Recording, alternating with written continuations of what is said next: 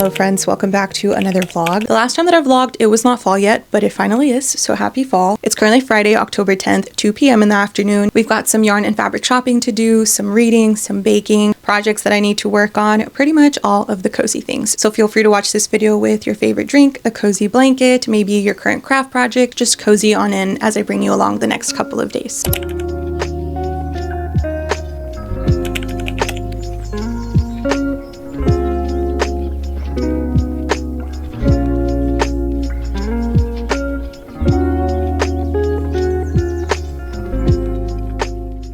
It is way later in the day. It is 7, almost 8 p.m. after I went fabric shopping, which we will talk about right now. I went to go run some errands with my sister, got some stuff to make dinner, but before we start making dinner, I want to quickly give you all a little bit of a haul of the fabric that I picked up. Where I live, we don't really have craft stores other than the two big chains, Michael's and Hobby Lobby, and it's been really hard to find fabric in person because of that. I personally don't love ordering online. I like to see it because sometimes the color might be off or the pattern is either too small or too big. A few days ago, I started searching on Google, trying to see if stores around me sold fabric, and I found two shops in specific. One of them was Annie's Quilting Shop, which was about 20 minutes away from me. That was the one I went to go visit today that I showed clips of. Everything in that store was so cute. They had the most beautiful handmade quilts all over the store, and as you can see by all the stuff I got, I had a really fun time picking out fabrics. However, when I was browsing, the owner came out and started talking to me, and she informed me that they're going to be closing in 2 weeks. When I tell you my heart absolutely dropped and shattered on the floor right then and there, I got deja vu to when I found out Joann was closing.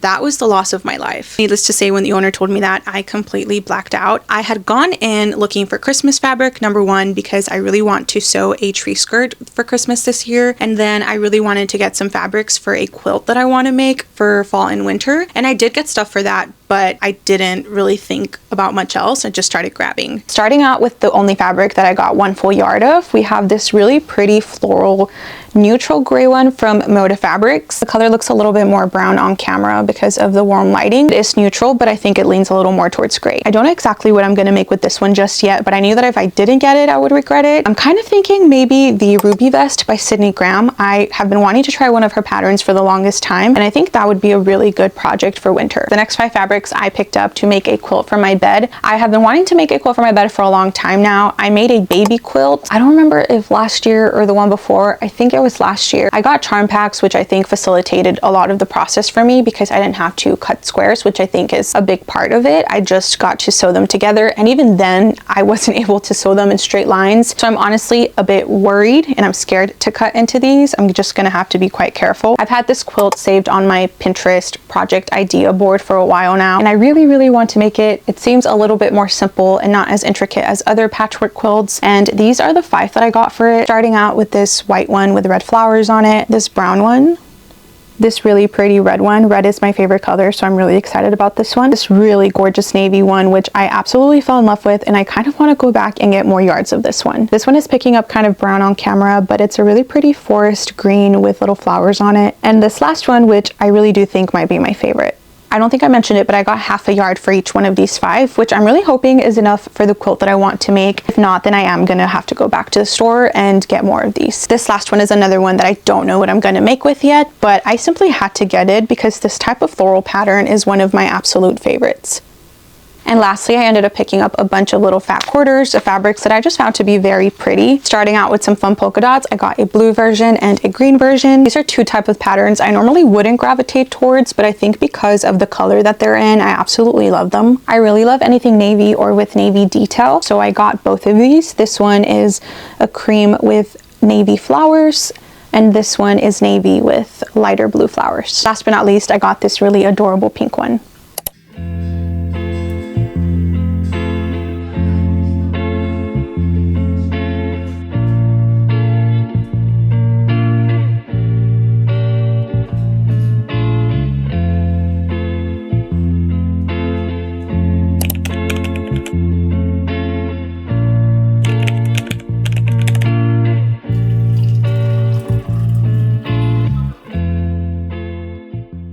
Happy Saturday, friends. Last night, after I worked a little bit on my current crochet project, which I will share a little bit more of later today, I ended up picking up my current read and I ended up finishing it. The title is It's Different This Time. It is a second chance romance. They go from friends to lovers to strangers to lovers again, which is always one of my favorite trajectories in romance novels. The story is about Adam and June, who met when they were in their early 20s and moved in together as roommates in New York City, but we don't meet them until years later when they're no longer speaking, and we don't know why, which is kind of the mystery of it all. They're forced to live together for 1 month in the present timeline, which is kind of awkward because they haven't really spoken or seen each other in years, and the story is going back and forth from the present to the past, leading up to the timeline in the present of why they're not speaking. So many parts just broke my heart and made me cry because you could feel how much love they had for each other, and it was just circumstances, and a part of it was miscommunication as well, which I don't always love in books, especially romance novels, but I think the way it was handled in this one just made it feel so realistic, and because of that I loved it. I ended up giving it 4.5 stars. So yeah, I definitely recommend this one if you're looking for a fall romance. Moving on to the main event of the day, we are about to go yarn shopping. I don't usually go yarn shopping anymore unless I have a specific project in mind, and I actually do. I want to make the striped bow tie cardigan by Realm Designs. I will link it down below for y'all, and I'll also put the photo up here. I don't particularly want to do a striped version, maybe later on down the road. I'm actually leaning towards my favorite color. This is my favorite shade of red. It's not too in your face, and it's also not too dark to where it leans more towards burgundy and maroon. So I'm going to try and find yarn that color. I'm also not sure if I'm going to buy thinner yarn or thicker yarn because I do kind of want it to be a little bit more warm. Therefore, I might be leaning a little bit more towards a worsted super washed merino wool. I think I will just browse and see when we get there.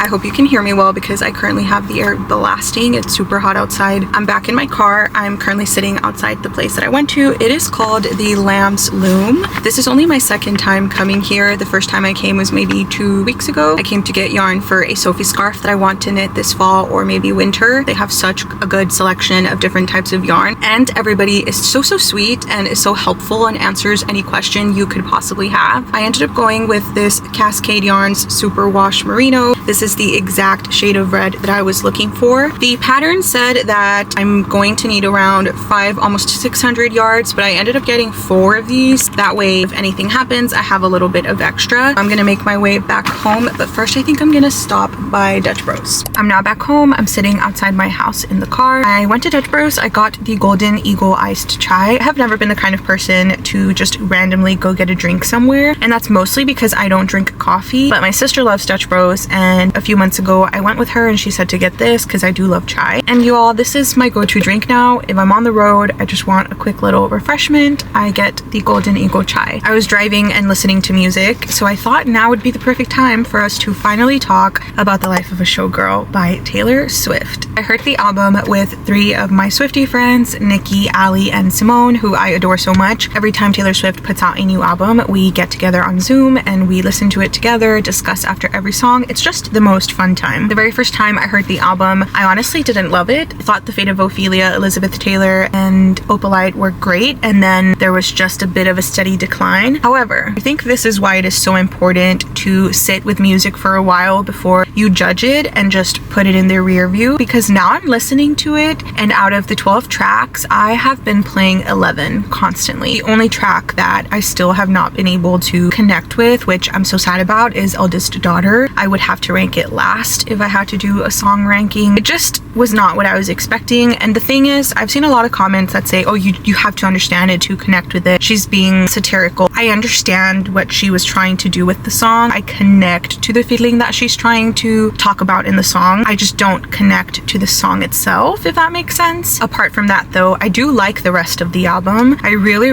love Opalite, The Fate of Ophelia. Lately, I think Father Figure has been sneaking its way to first place this. It's just such a well done song. I love the way she flips the script at the end. I'm pretty sure it's a song about reclaiming her masters. It kind of feels like the older sister to My Tears Ricochet. With that said though, I don't think this is her best album. I say that with a lot of love. I am somebody who has been a Swiftie since I was 6 years old and first heard Our Song, and I have just grown up with her music throughout the years. Some of my favorite albums of hers are Evermore, Reputation, Fearless. Those three are kind of just up there. Evermore though is my baby, my heart and my soul. I love that album so much. It's the best thing ever written. And even though I wouldn't put The Life of a Showgirl up there with my favorites, it's still a good album. It's just not the best thing she's ever written, and that's okay. She has 11 other incredible albums that people can go listen to, enjoy, and sing their heart out to. It doesn't have to be everybody's cup of tea, and I think people sometimes forget that it's okay to not like something. There have been albums that I'm so excited to listen to by other artists, and when I play them, I really only end up liking 3 or 4 songs from the album, and with The Life of a Showgirl, I think liking 11 songs out of 12 is a pretty good record. I'm going to start baking in a little bit, but I wanted to really quickly show you the progress that I've made on my cotton crochet cardigan, which I showed you all in my previous vlog that I was working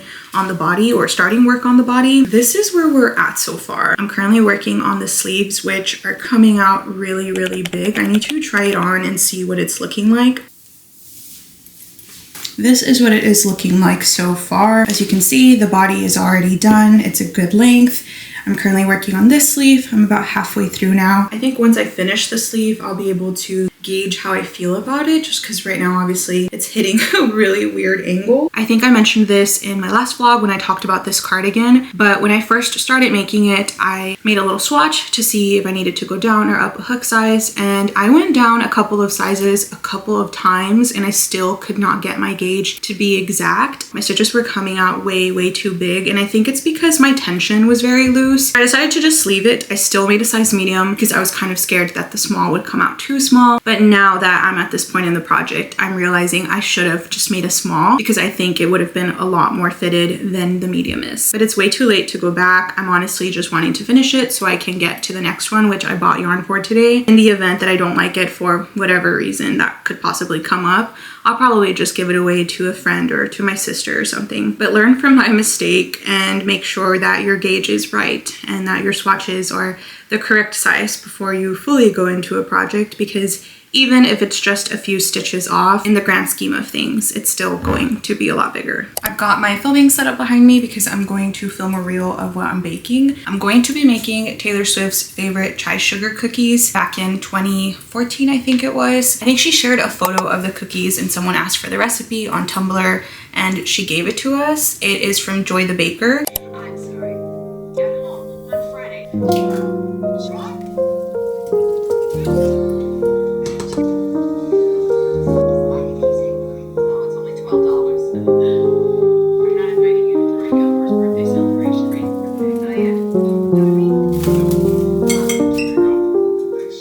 Put the cookie batter in the fridge. It's going to be there for at least a good hour, and in the meantime we're going to continue baking because I need to bake a birthday cake for my dog Pancho, who turns 15 tomorrow. I always bake my dogs a cake for their birthday, and normally I do the peanut butter cake, but this time I got the vanilla one, and it does say I need applesauce in the back of the box, but I don't have applesauce, so I think I'm gonna do pumpkin puree and hope it works out.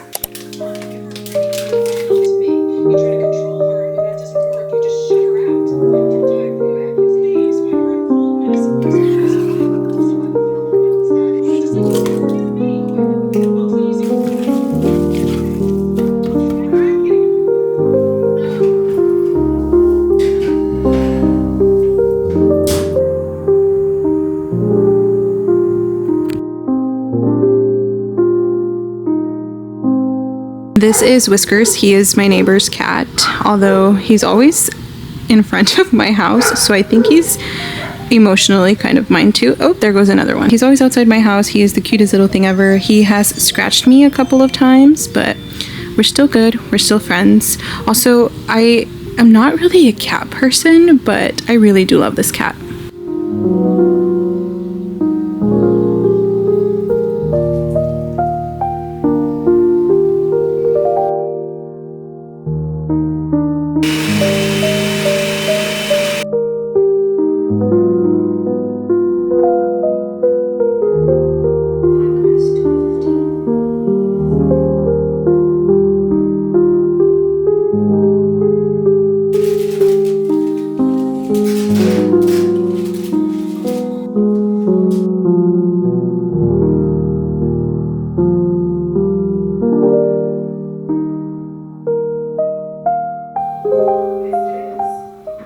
1 in the morning. It is so late and I'm so exhausted. I should not have stayed up this late because tomorrow I do have a Sunday school shift. Both my sister and I have one and we have to be up early for that. So I'm going to go to bed soon, but it was a really good night. My sister and I made dinner together. I made green spaghetti and she made chicken chipotle using one of my best friend's chicken chipotle recipe, and she also made mashed potatoes. Everything came out so delicious. And I just finished baking the chai sugar cookies, which also came out really delicious, and we sat down to watch some of Wednesday's season 2, and I worked a little bit more on my crochet cardigan. The first couple of episodes of Wednesday season 2, I was a bit lost because I honestly do think it had been forever since season 1. I remember being in my senior year of college when season 1 came out. That was a while ago. It was a long time. The first few episodes were a bit confusing, and the last episode I just watched right now, which was episode 4, was really, really good. So if you have not watched season 2, I definitely recommend watching it. The eeriness and spookiness is perfect for October. Before I go to bed, I want to show you this little love bug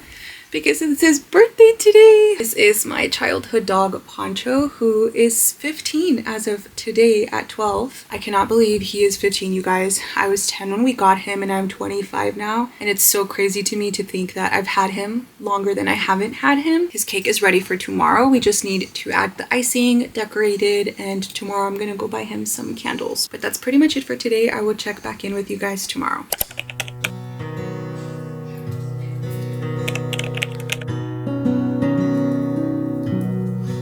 Happy birthday to you. It's currently Sunday night, 11 p.m. It has been a long day so far. After my sister and I had our Sunday school shift, we went to go have lunch with my great grandma, which was really nice. And we went to go pick up some birthday candles for Poncho's cake. I was kind of worried he wasn't going to like the cake because normally I always bake peanut butter cakes for them, but he actually really liked it, and so did Max. They both went for seconds and thirds, and I had to stop them after that because it was just too much. After that, I packaged up some birthday boxes, which I'm taking to the post office tomorrow because some of my friends have birthdays coming up and I need to send that out. And now I'm at the stage during my Sunday nights where I start preparing for the following week. So as you can see behind me, I'm about to switch out the sheets on my bed and wash the ones that are currently on. I'm also going to grab my planner and start planning a couple of things for next week. And then I'm going to shower, get in my PJs, do a face mask, and just completely unwind.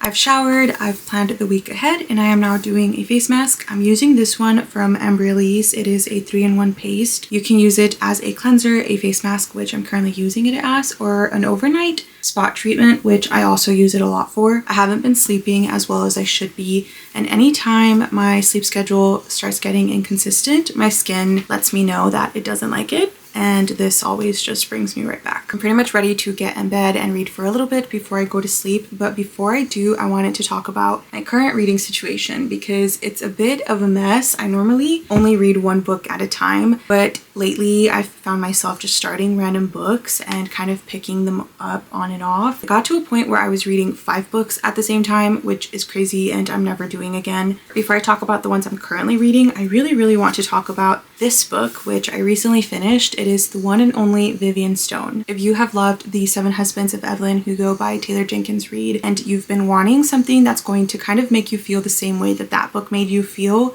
please pick this one up. The story follows Margot, who recently lost her grandmother and has to move to her grandmother's house for about a month to clean everything out and get it ready to sell. While she's cleaning and going through her grandmother's things, she comes across a set of tapes. She isn't able to listen to what's on the tapes because her tape player is damaged, so she takes it to her ex Leo, who strikes a deal with her and tells her that he'll fix it for her if she lets him hear what's on the tapes as well. When they are able to finally listen, they hear the voice of a woman who just so happens to be the famous Hollywood actress Vivian Stone. On the tapes, they hear Vivian talking about her life, her losses, her time in Hollywood, her friendships, and they have no clue how it is that these tapes got in her grandmother's house or how Vivian Stone and her grandmother are connected. The writing was very engaging. I ended up finishing the book pretty quickly because I wanted to find out how things were connected, where everybody would end up, what actually happened to Vivian Stone. I went back and forth on a 5-star and 4.5-star rating, and I landed on a 4.5. Okay, now for the books I'm currently reading. I started the Busybody Book Club by Freya Sampson, which I talked about in my very first vlog that I was going to read it in September. I did not, but I did already start it. I'm currently 49 pages in. I am really enjoying it so far. Freya Sampson is an autobi author for me. Her books are always some of my favorite. The next book I'm currently reading is Jane Eyre by Charlotte Bronte. I am 46 pages into this one. I'm on chapter 5. The first time I read this book, I want to say I was a sophomore or a junior in high school, I'm not too sure, but the English teacher that assigned us the book was so passionate about this story that it really imprinted on me. The way she spoke so passionately and beautifully about the book and the writing and the themes within the book, which are still so prominent today, really made me love it so much, and I knew I wanted to revisit it eventually. I recently got this copy, which is so beautiful, and I thought fall is the perfect time for a Jane Eyre reread. I am taking it quite slow, reading a chapter or two a day. I'm not really rushing it, but I'm really enjoying being back in this world. I started an arc of Yours for the Season yesterday, I think it was, but I ended up putting it down because I'm currently reading or rereading Anne of Avonlea on my Kindle. It's the second book in the Anne of Green Gables series, which is such a cozy and perfect series for fall. I have read Anne of Avonlea already, but I wanted to reread it because I left off on book 3 and I kind of forgot what happened in book 2, so I'm rereading it, and once I'm done with that, I'll move on to book 3 and so on and so forth. For tonight though, I'm going to pick the Busybody Book Club back up. I'm going to go wash my face mask off and get in bed, but that pretty much concludes this weekend's vlog. If you've made it to the end of the video, thank you for spending the weekend with me. I promise that I'm eventually going to post other videos apart from vlogs, but for now it's what's feeling most comfortable and what I'm feeling most excited to film. So you can keep expecting vlogs as well as other type of videos in the near future. But yeah, thank you for watching and I will see you all next time.